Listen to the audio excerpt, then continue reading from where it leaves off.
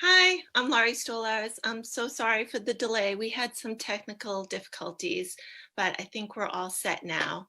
So thank you so much for coming to this chat and coming to hear me speak. I hope you have lots of questions.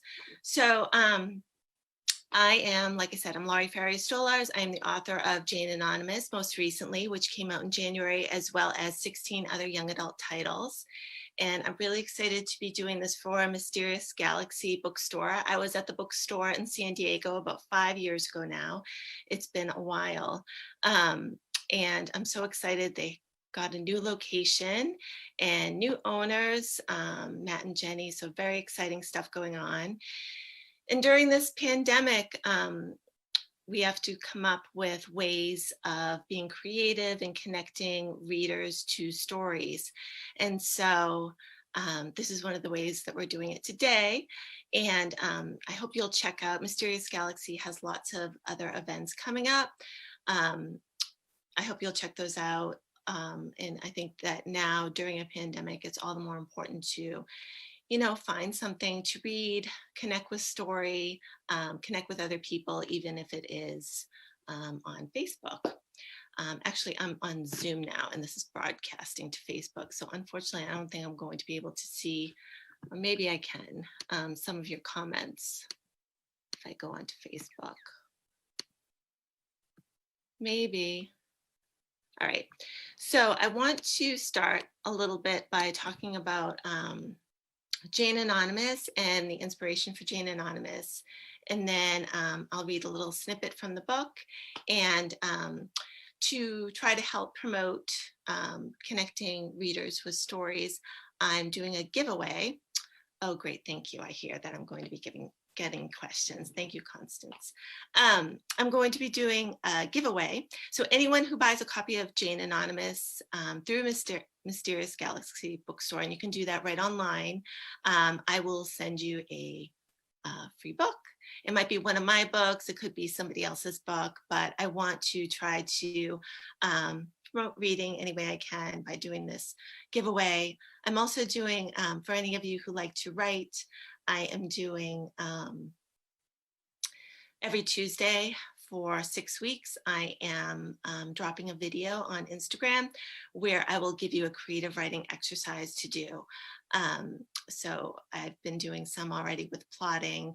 The one that I'm releasing tomorrow is with character. So you can definitely check those out. And you can check out any of the events that I'm doing on my website. It's just lauriestolarz.com. Okay, so Jane Anonymous, here it is. So this came out this past January with St. Martin's Wednesday Books, and I'm really excited about it. So I've been wanting to write a book about abduction for a while now, but I didn't exactly know what I could contribute to an already really great list of movies and books, and we have TV shows all covering abduction in different ways, but I didn't know what else I could possibly say about it because I felt like it was pretty well covered territory. But then, I was doing my research and trying to get inspired because I'm always looking for, what the next story is, how am I going to get inspired some way with story. And so as I was doing my research, part of my research was just that sort of sense of loss. So I knew I really became interested in the whole aspect of loss. So the main character, Jane, it's told on 2 timelines. So we get then during her time in captivity and now after she gets back. So I was really interested in what happens after she gets back and that sense of loss that she experiences. So, certainly she loses the time that she's away. So she's kept captive for 7 months. But also with that loss, she experiences a loss of friends, of relationships, of the person that she once was. There's a loss of innocence there too. Just being able to kind of, you think that it's safe to go for a walk, or it's safe to go shopping, or it's safe to be with your friends. And really that whole sense of innocence is really shattered for Jane. So as I was researching loss, I interviewed people who had experienced loss in all different capacities. So the loss of a loved one, a spouse, a child, loss of a job, the loss of a pet. And what I was able to discover was, though Jane's experience is pretty specific, and it might not be as typical as like the loss of a pet or a loved one, but still the loss that she experiences transcends the experience of loss. So I hope that it's able to be relatable to anyone who has had experienced loss in some way. So like I said, I spent a lot of time doing research for the after. So Jane, like I said, she is kept captive for 7 months, and then she gets out. And so it's told on those two timelines, and there's a shifting back and forth of the then and the now, as she tries to find her way toward healing. Because a big part of the book is about her, the healing process, and trying to find out, what works for her therapeutically in her grieving process, grieving the person that she once was. So I thought I would read a little snippet of Jane Anonymous, and then I would love to hear any questions that anyone has, or any topics that you want me to talk about. Okay, so the part that I'm going to read is from the then section. So the book starts out with Jane is a runner. She likes to go running all the time. And one day she wakes up, she plans to go running, but it's raining out. And so the decision not to go running, we see the result of that. But it's more than that too, because her best friend Shelley came home from a camping trip early, and it's her birthday, and she sends Jane a text that she wants to meet her for breakfast. And so not only did the rain keep her from going out and doing her regular run, but also her friend. So we see that, it kind of questions fate too.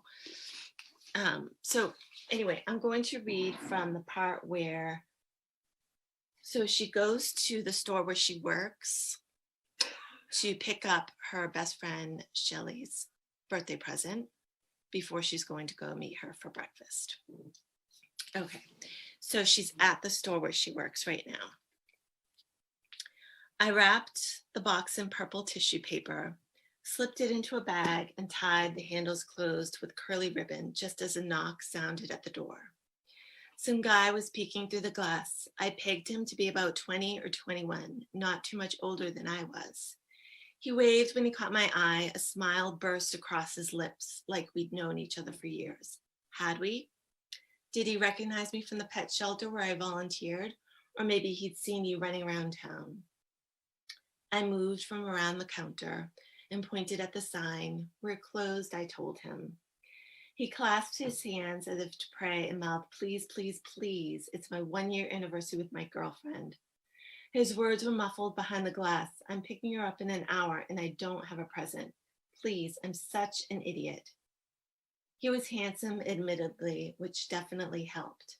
Tall with deep brown eyes, plus a bit of facial scruff, like he'd just crawled out of bed.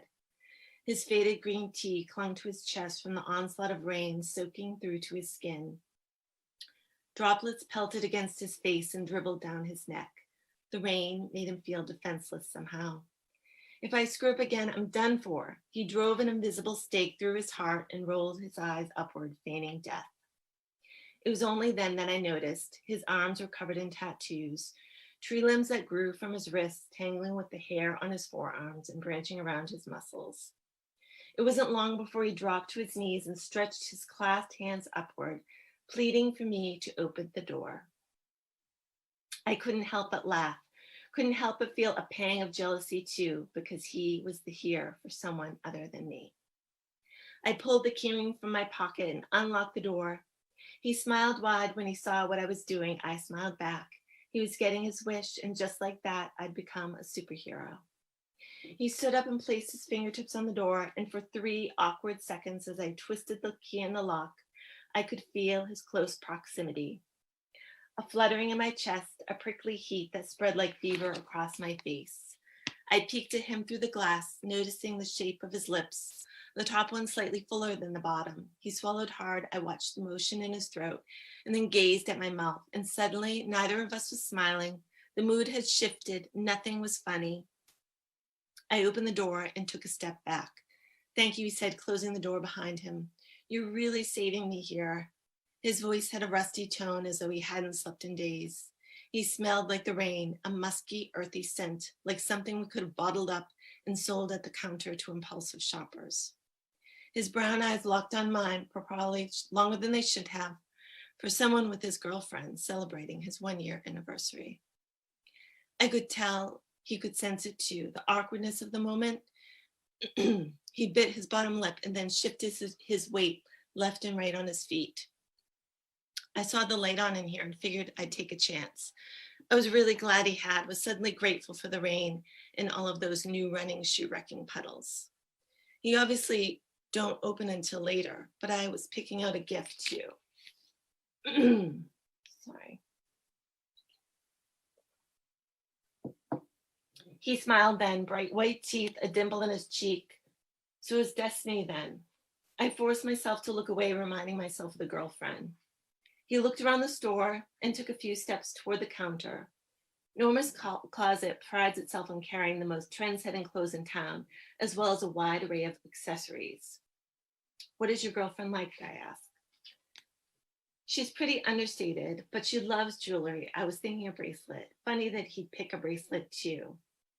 I pointed him toward the case and moved behind the counter.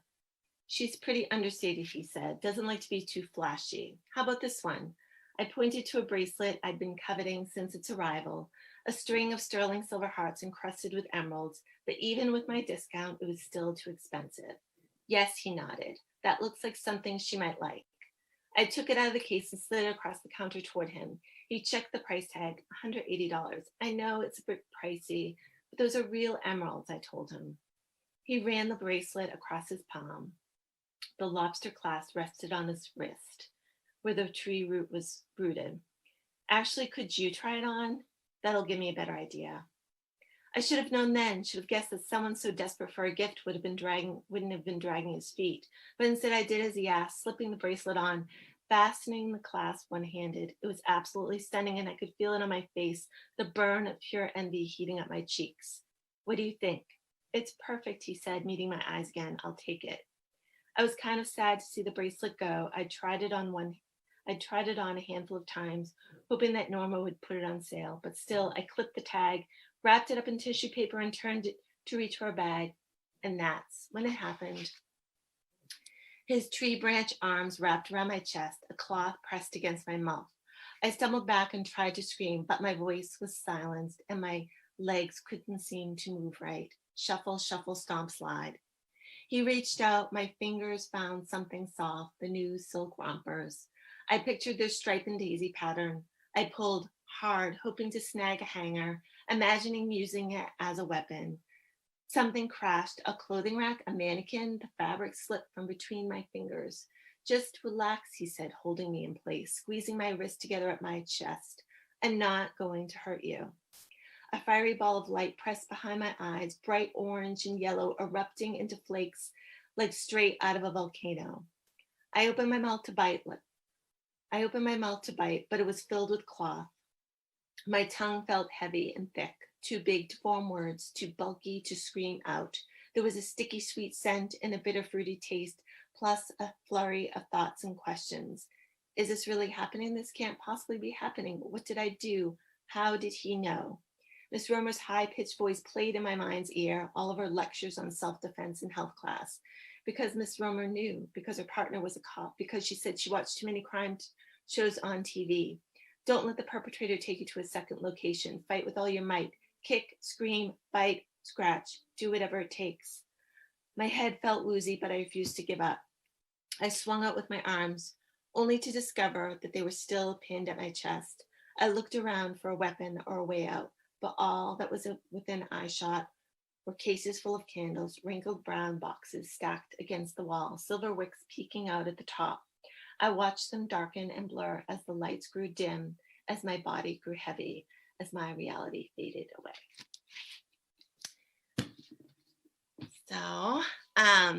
So like I said, I want to remind you, if you do purchase a copy of Jane Anonymous through Mysterious Galaxy tonight, I will send you a free book. Again, could be one of mine, could be another one, but they're all brand new.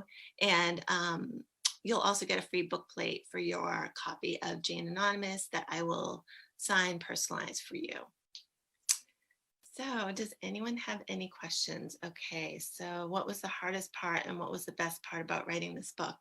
The hardest part about writing this book, I think, was that I really, really, really wanted to get the emotions right because I focus on the after. I really wanted to get inside Jane's head and really portray that sense of loss in a way that was identifiable to someone who would have gone through something like that, as well as somebody who would have experienced loss in a different capacity. Like I said, as I was doing the research, I found that response transcends the experience. So people who have experienced loss in different capacities, they can relate to some of the emotions that Jane experiences. But sometimes there were times in this book where I was writing that I felt like, and I don't, as a writer, you have moments where you're like, oh yeah, I think that's good. And then you have moments where, no, that's not good at all. And then you have moments where it's like, I really feel like I got that right. And in this book, I have to say, there were some moments where I really, really felt like I was getting Jane's emotions right. And like I said, I can't say that about all my work or everything that I write, certainly. But I think more than any other book that I've written so far, there were moments in there that I really felt like I was tapping into something that was really genuine. So that felt really good. And then I just finished Jane Anonymous yesterday. I love the then and now format. What gave you the idea to write it this way? Also, did you write all of the then sections and then all of the now sections? That's a really good question. I've been asked that a lot if I wrote the book in chronological order. I kind of, I did write it as kind of then, now, but then I ended up switching the order of the thens and the nows so many times as I was working on the first draft, the second draft, the 80th draft, trying to get the right blend for the pacing. I didn't want to cut things off. Sometimes in the then sections, like the one I just read, I like to cut it there, but sometimes, you don't want to make it frustrating for the reader. Like if they're at a good clip, they're reading at a good clip, you don't want to cut off the pacing too much. So there was a lot of dispersing. But like I said, I really saw, I knew I wanted to write about abduction in some way, but I really was fascinated with the after. And that was even probably more interesting for me, the now sections. Okay, I just finished Jane Anonymous yesterday. Okay, that's repeated. Let's see. I saw in your newsletter that you're planning to write a companion book to Jane. Can you give us any details on that? Okay, so I am writing a companion novel to Jane. Actually, I just handed in a version of it to my editor today.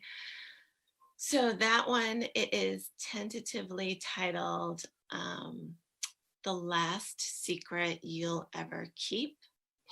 And the Jane character in Jane Anonymous, she creates a website for victims of trauma where they can chat with one another in a place that is supposedly safe and, kind of like in this pandemic, people feel so isolated. These victims of trauma, the people who seek this site out, they feel isolated. But when they go on the site, they feel like they can relate to one another and they can be open and honest one another in this sort of safe environment. And the main character in that book, her name is Tara, and she was abducted. But like I said, the people on this chat site, they're not necessarily victims of abduction. There's all different types of trauma, as you'll see in the chat sites. But she was abducted for 4 days. And when she gets back, no one believes that she was ever abducted to begin with, because she is fighting traumas from her past and her backstory. So because of her backstory and because of the traumatic experience that she has, no one believes her. She's an unreliable narrator with a past, and she has this stigma, unfortunately. So she's battling the whole idea of believability and whether people will believe her story. And so she tries to figure things out. Okay, so can you explain the research you did a bit more for the psychological effects of trauma the main character goes through? So I read and watched documentaries, read memoirs of, this is where I started, people who had been abducted and the aftermath. And horrific, horrific stories in the aftermath of trying to get back to that person that you once were, and how people are doing that and how they're grappling with it. That's where I started. And there were certain places that I knew going into this novel that I didn't want to go. I didn't want to go, you know, there. I wanted the focus of Jane to be on that after. So because the whole theme of loss kept coming up for me, like I said, I spent so much time just kind of looking at loss from a different perspective and trying to find the common threads that people have, so that that sense of loss could resonate with anyone who has experienced loss in any capacity. And so I spent a lot of time um, talking to people, for example, who the loss of a spouse, the loss of a child, and a lot of the things that what they were experiencing, I was able to connect to the memoirs that I was reading, the documentaries I was watching, the interviews that I was doing. And, I began to discover that, that the loss really does transcend the experience. Okay, and then what is the process to find the voices for your characters and get into the heads of teens?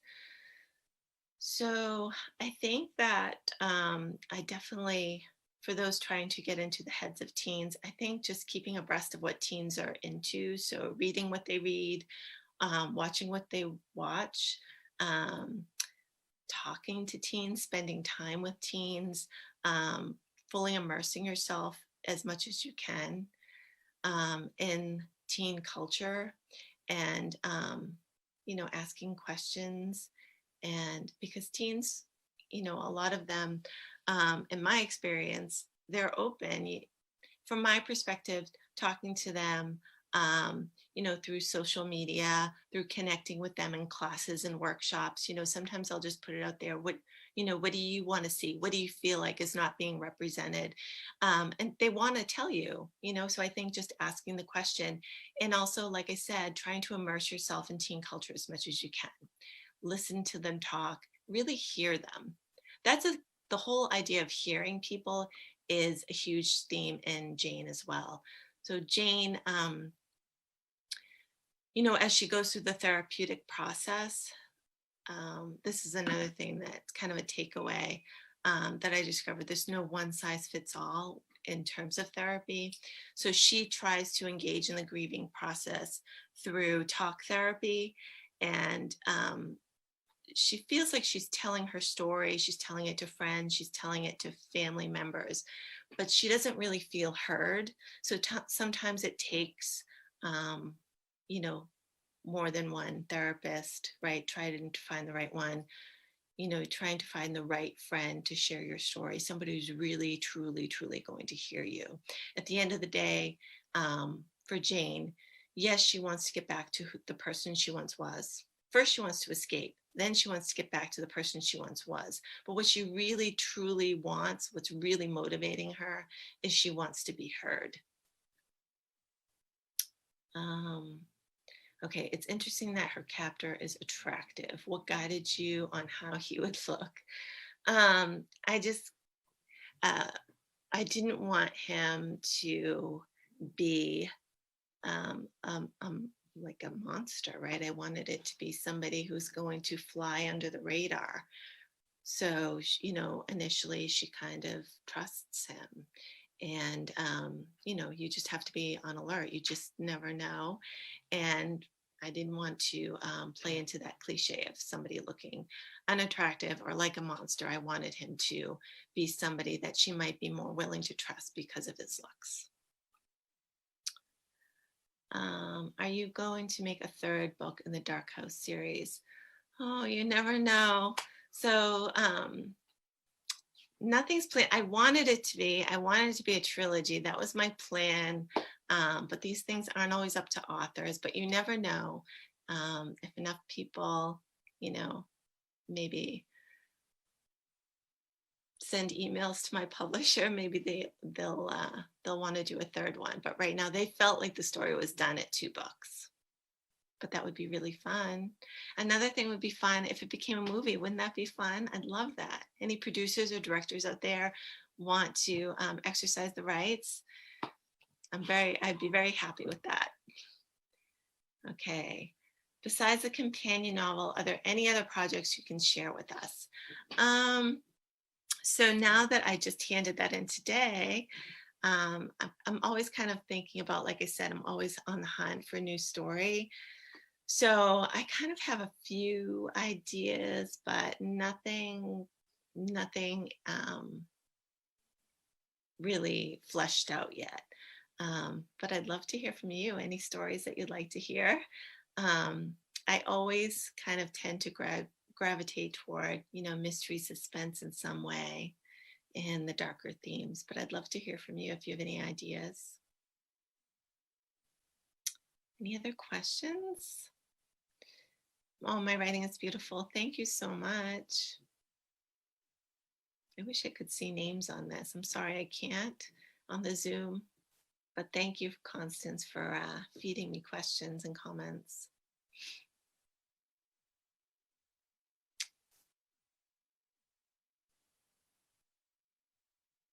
That is it for questions. All right, well, thank you so much for coming to the chat and listening to my reading and listening to me talk about Jane. Again, if you get a copy through Mysterious Galaxy, I will send you a free book.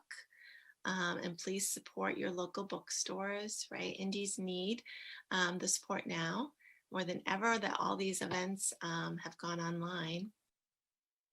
Oh, there was a lot of love for my books. Blue is for Nightmares get a shout out too. Thank you so much. Thank you. Anything else? Definitely check out the creative writing exercise videos that I'm doing on Instagram, and check out the other events that I'm doing on my website, lauriesstolarz.com.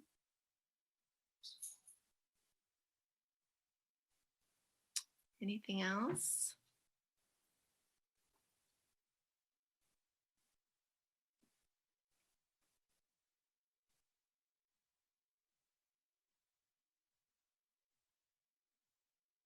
No. No more, just lots of love. Oh, thank you. Thank you so much for reading my books. Feel free to leave any additional comments or questions. I'll go back on the page and I will answer everything that you have. I'm sorry this didn't work exactly the way it was supposed to, but it was nice to get these questions and be able to talk about Jane tonight anyway. So, all right. Have a great night. And like I said, ask me any additional questions. I'll be happy to answer them. Thank you, Mysterious Galaxy Bookstore, for hosting me tonight. This was really fun. And everyone, be reading, stay well, stay safe. And I hope you're all being creative and staying busy and staying connected. Bye.